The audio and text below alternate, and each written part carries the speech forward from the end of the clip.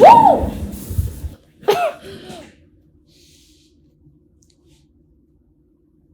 I might provide some context later, but at the moment, I have a lot of things I want to say. Let's just get to this right now. I need water. Where's my water? Oh my god.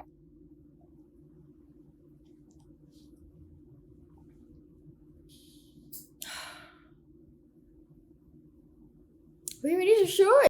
So, I'd like to think of myself as someone with a pretty diverse taste in music. Like, there's Men I Trust, which is an indie band. There's also Jacob Collier, who is an indie artist.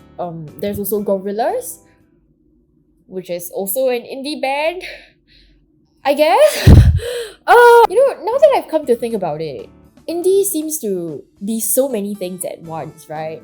And it's getting a lot harder to tell what indie even means. So that's exactly what we're going to be finding out today. We're actually going to do this. I don't know how this is going to turn out. If it flops, it flops. If it bops, it bops. But let's get right into it, right? Let's talk about the methodology, which is what exactly? Maybe it's because it took us quite a number of days to figure out how this entire process is supposed to go. The initial plan was to take a look at the newest indie releases on Spotify, plonk them into a spreadsheet, listen to them one by one, and see if they have any similarities across all of these songs. And I thought it was going to be pretty doable, right? How many songs could there even be in the all-new indie playlist on Spotify? 50 songs? 80 songs? How about 200? That's 10 hours worth of songs. I do not have that much time. I will pay. So we're obviously not going to be doing that anymore. Instead, we're just going to take some of the biggest indie playlists on Spotify and just put them side by side and then see what we have. Okay, so we found 4 indie playlists that are curated by Spotify, mainly indie pop, today's indie rock, Metropolis, which is indie dance, and lo-fi indie. And already I'm seeing a number of duplicates. You also have remixed versions of songs that are put in the same playlist. For example, Help Yourself by Baby No Money and Diamond Pistols. It's just a matter of whether or not Benny is there. I'm looking at the indie pop playlist, right? And Something by Dayglow appears in this playlist twice. The same song appears in the same playlist twice. Yo, Spotify. What goes on? You have this song called Unfold by Porter Robinson and Totally Enormous Extinct Dinosaurs. He had a music video, right, with that anime girl. But isn't Shelter electronic? I thought it was EDM. I thought he does EDM. So why is he here? I feel I need to verify the song. So let's give it a listen. A few minutes later. I have a number of thoughts about that. Okay, firstly, it doesn't sound indie. It sounds pretty electronic to me. This song, right, is in both the indie dance playlist and the indie pop playlist. But now that I've listened to this song, right, I'm not really sure about how danceable this track is. Is EDM indie pop now? Is that it? Actually, looking at this entire indie dance playlist, right, I think this one looks really sus. So I think we should go through it. Doja Cat! Wait, I'm seeing names like Anderson .Paak, Doja Cat, Daryl Hall and John Oates in the indie dance playlist. What's this? Oh my... No! Skrillex is in indie dance? It's not some indie artist parodying Skrillex, right? It's actually Skrillex. Is Skrillex spelled like that? Yeah! Skrillex is in indie pop! No, you cannot. It's not that he can't. He totally can. But, dubstep. Yeah, it's a collaboration single with Fortet and Stara. So I think we might need to verify this one. Maybe it sounds more like a Fortet song. You never know. A few minutes later. Yeah, no. Maybe indie dance is too much of a stretch, right? Since it's not that common for you to be able to see a lot of dance tracks that sound indie. So maybe we should look at a subgenre of indie that's maybe more established, like indie rock perhaps. I don't think there should be that many outliers in the indie rock playlist. Paul McCartney. Okay, for Paul McCartney, I kind of understand though, because the Beatles, they did rock in the 60s and rock was the pop of that time. And pop has definitely changed significantly to the point where Paul McCartney could be considered an indie artist. Brutal by Olivia Rodrigo is in the indie rock playlist.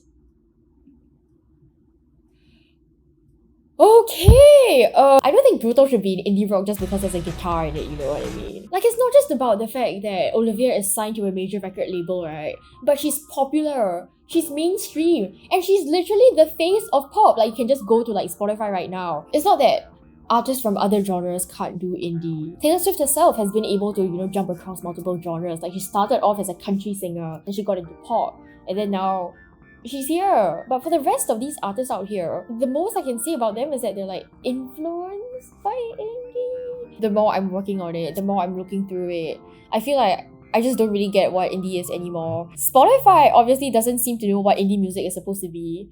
But if Spotify doesn't know, how am I supposed to know? So, that backfired.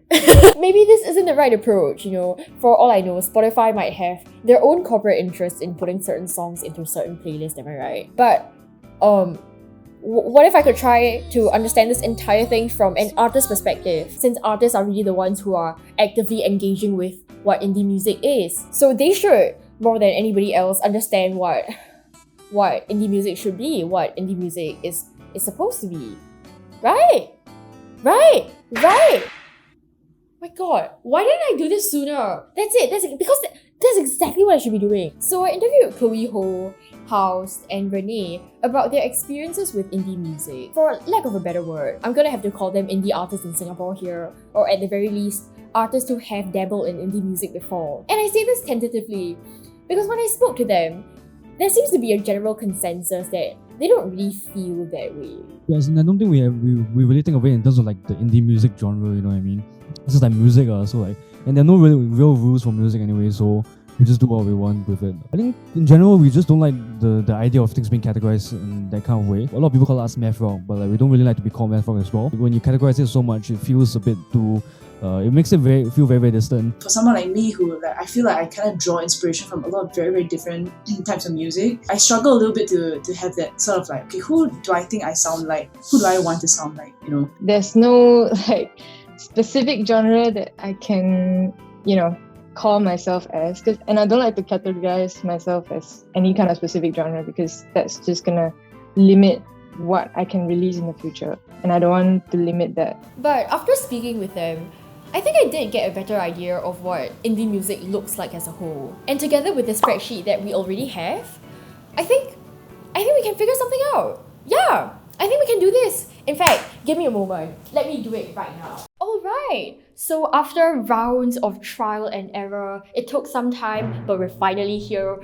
We're finally getting close. May I present to you 4 different possibilities of what indie could mean. Let's just go back to the very beginning of the indie genre, what indie was supposed to mean, which is, independence. To me, it's like basically people who don't have the luxury of being in a studio and having like managers and producers to work on just one song or one album with them. And you have to think about everything. You have to think about your own production, you have to think about your own vocal mix, and you have to think about marketing and stuff like that. It gives you a very clear oversight of what the industry is really like. What artists have to go through when they're growing into becoming like a really big artist. A lot of indie artists out there, they're not signed to a major label, they're not signed to a label at all. Yeah, I think this could be totally valid.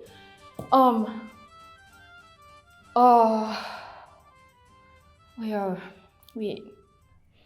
I'm just remembering that Girl in Red is a thing. She is signed to a music label whose parent group is Sony Music Records, which is a very big music label. And I think, there's an increasing number of indie artists who are being signed to major music labels like this. You also have more labels coming up specifically catered to indie and alternative artists. Matador Records, which is a really big example. You have artists like Snail Mail and Interpol, both of which are really prominent in the indie music scene. I'm not really sure about whether or not being part of an indie label makes you less of an indie artist. I'm not sure if this one will stand the test of time actually. I think we should cross this out. I don't think this one works. When it comes to any artist that I find on Spotify, I'm not gonna go online and search for the music label that they're signed to before I decide the genre that they're in, you know. I think, you know, maybe it's more about what they sound like, what their songs actually sound like. It's not so much about, oh, the artist is not signed to a label, but more like, I guess, the sonic elements that we would look out for. Because I think even the terms indie pop, like, it's such a wide variety of sounds that you can, you know, get out of it. It can be like singer-songwriters, like full bands, that kind of thing. But I guess for me, whenever I see the word pop when like describing a song, I would think, okay, it probably has lyrics and it probably has some sort of hook that will, like a catchy chorus that will make me remember it. I think this might be a bit more applicable when most people think about indie. They think about bedroom pop. It sounds very genuine, it sounds homemade. Maybe that's the sound that all these indie songs have in common. No, but it doesn't make sense. We can talk about other artists who don't do that sort of lo-fi sound. I'm talking about artists like Grimes. I'm talking about artists like Jack Stauber. The music clearly deviates from whatever that's mainstream at the time, but they're not lo-fi. They don't have this sort of, you know, whatever like this DIY sound is about. And I think that's like also a really huge part of indie. So I don't know, like the more I'm thinking about it. Yeah, so I don't think this one works either. These two, they're like the most common definitions of indie that there are, and we just basically debunked the both of them. That was really why we decided to reach out to the indie artists in the first place, just to sort of figure out what, you know, the indie scene is like from their perspective. They've actually brought up this point to me, which is, you know, how indie could be a change in state. And what I mean by this is that sort of authentic DIY vibe really just came about from an area of, you know, lack of expertise. As these like new emerging artists gain more skills, become more experienced, gain more exposure, maybe even get signed on to like new music labels, that's when like they start to wear off that sort of indie title and move on to maybe a different genre. This indie music thing is just like stereotypically, in my opinion, it's been a name that like is to call artists that are emerging like a section of growth. I guess maybe like, I don't know, it's like a liminal, a transitional space before like artists make it big. They go through like a phase of like indie, then they are picked up by a big label. I think a really big example is Troye Sivan. Like Blue Neighborhood was a really indie album, but ever since then Troye has, you know, sort of moved on into more poppy territory. Wait, what about the Haim sisters? Oh shoot! I forgot about the Haim sisters. They've been doing indie music since, I think it's 2013, right? That's 8 years. And you have other artists like The Microphones, which is in 1996. And you have Modest Mouse, which is in 1992. That's like 29 years. And it's not like they've never developed. In fact, they've improved so much. And I don't think you need to cross over to different genres in order to be able to do that. Even if you're talking about, you know, maybe like a change in state from maybe an independently working artist to becoming more successful in the music industry. In the end, it just goes back to this, right? What does being less of an independently working artist have to do with your sound, the music that you put out? What does that have to do with the quality of your music as a whole? But I really don't want to cross this out though.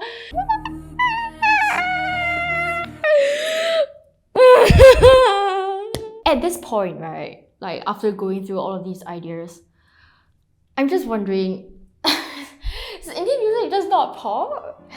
Is that it? Pop is the catch-all term for all the music that's not indie. Pop seems like it's very narrow as compared to whatever you can find in indie. Because that's definitely not true, right? You can't call jazz indie, you can't call rock indie, you can't call R&B indie. They're like completely different, they're like sonically different. Why do I know they're sonically different when indie also includes a bunch of different sounds? And it's not just about that, right? Because if we're comparing indie to pop in the first place, we need to figure out what pop is. And, you know, can pop even be defined? I don't care anymore. We're gonna try. Pop is, you know, mainstream, right? If your song is a hit on the charts, if your song sells well, does that mean that your song isn't indie anymore? Pumped Up Kicks it was everywhere when it was released, right? And it was like a super huge hit. But Pumped Up Kicks is still an indie song because it sounds indie, it's not pop. It's not pop. So this shouldn't be a point of contention, basically, for the lack of a better word. Is pop just generic? But does that mean that indie isn't generic? You know, when we're talking about like how generic a certain song is, it has to be judged, you know, within its own genre. And indie does have its standards. It can be generic. So we can't do this either. And then I can't think of anything else. My brain is like totally fried. I don't think we can work with this either. There's nothing we can do. Nothing. None of the 4 points. We've worked for days and like we don't have anything. Like I spent the night looking through, like going through the data, organizing everything, finding duplicates, and this is what this is what it amounts to. No! Indie has to mean something. It has to. Are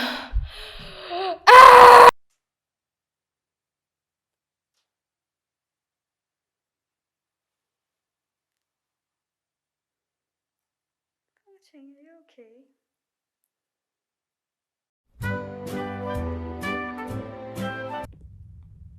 You know, the thing is, right, like when I started on this entire project, I actually did a Google search, you know. I tried at least to find out what the features of indie music there are. And Google was like, yo, there basically aren't any. The thing about indie music is that it's poorly defined. And I was like, what?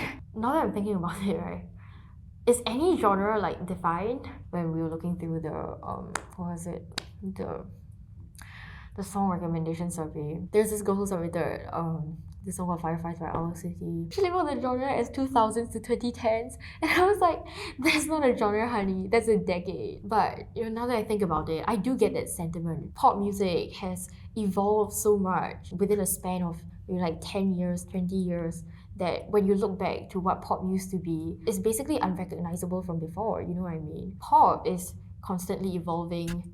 Indie is constantly evolving. Jazz is evolving.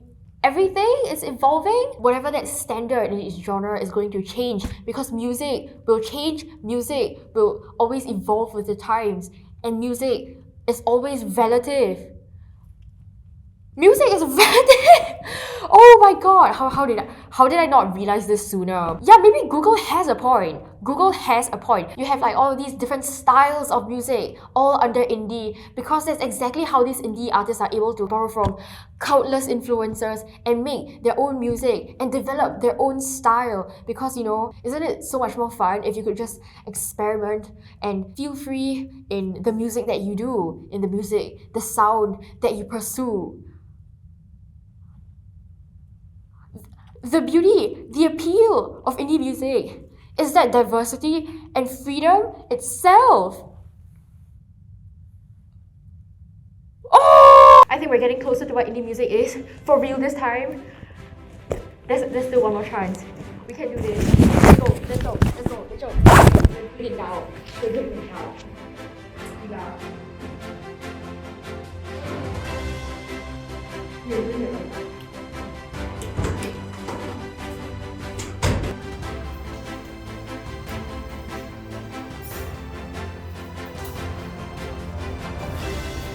Woo! Guess who's back? And this time, I know where I'm going with this. So if there's anything I realized through this entire journey, is that genres are constantly changing. And I'm not just talking about the musical style, but the mood as well. I think it's about the energy and, for lack of a better word, the vibe of the song that kind of defines its place in certain, you know, to certain listeners, rather than like what instruments do they use, how does the production done, that kind of thing. And if we continue to impose these genres on music and its creators, as much as it could be helpful for us, it could also be really constraining for the artists out there. I think the unique kind of struggle is like maybe explaining our music to different demographics of people. Like, for example, like maybe my parents or something, or people who don't really listen to as much indie music. Then they're always like, okay, what are you playing? And I'll be like, oh, instrumental rock or like math rock. They're like, what's math rock? It's just more of people only see music as categories of different things, but we don't see it as that. So as a listener, like, oh, it helps you like, you know, recognize certain things, make things more recognizable. But then like as an artist, you're like, oh, I don't want to be boxed in. I don't want to be labeled. All my freedom. Yeah. Because songs really are becoming increasingly indistinguishable from one another, especially as you have all of these cross-genre influences and collaborations going on in the music industry. And this is honestly nothing new. You have Porter Robinson with Totally Enormous Extinct Dinosaurs. You also have Skrillex with Stera and Fortet, right? Like, with these collaborations, of course their sounds are gonna blend together into something we can't immediately recognize. And that's the thing about indie, right? The sounds that you can't recognize, you just sort of put it into indie and leave it at that.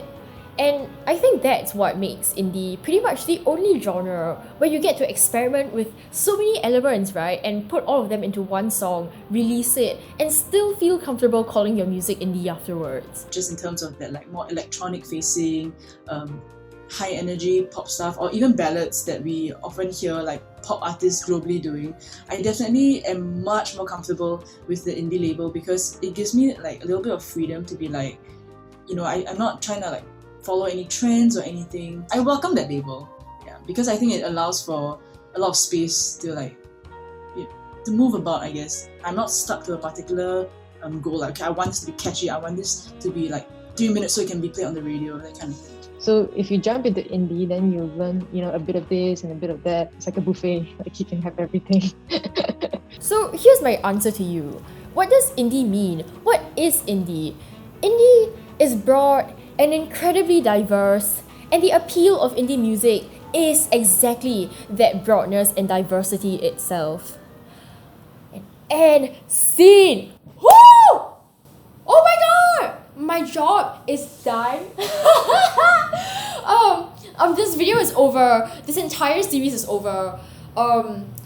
You won't have to see my face ever again. So maybe you're like, what? 3 episodes and you're leaving? Can you even call this a series?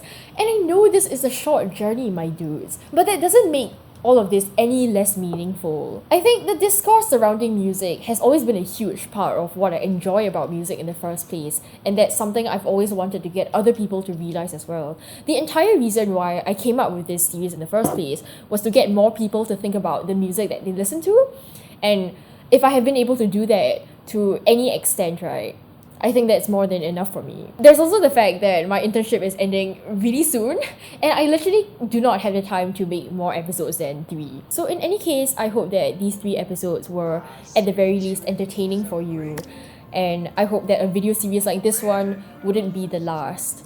And with that said, I think it's time for me to take my leave. Woo! Bye bye! Oh my god! What a wonderful